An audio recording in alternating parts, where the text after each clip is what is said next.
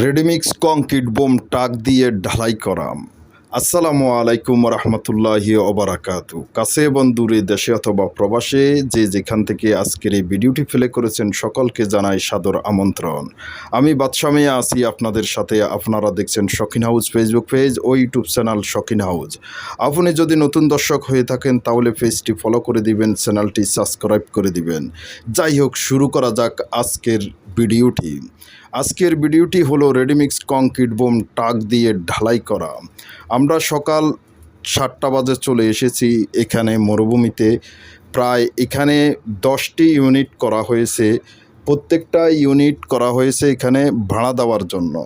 তো এখানে আমরা ঢালাই করব আজকে, কংক্রিট ঢালাই করব। ছাদের সম্পূর্ণ কাজ শেষ হয়ে গেছে।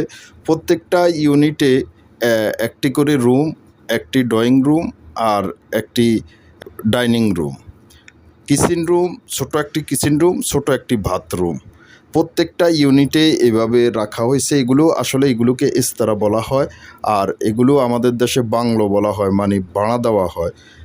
প্রতিদিন দিন এবং মাস হিসাবেও ভাড়া দেওয়া হয়, বছর হিসাবেও ভাড়া দেওয়া হয়। তবে এই দেশে ভাড়া দেওয়ার সিস্টেম সেটা হয়েছে যে 6 মাস অন্তর অন্তর তবে টাকা অ্যাডভান্স করতে হয়। তবে এমনি কোনো টাকা অ্যাডভান্স দিয়ে রাখতে হয় না।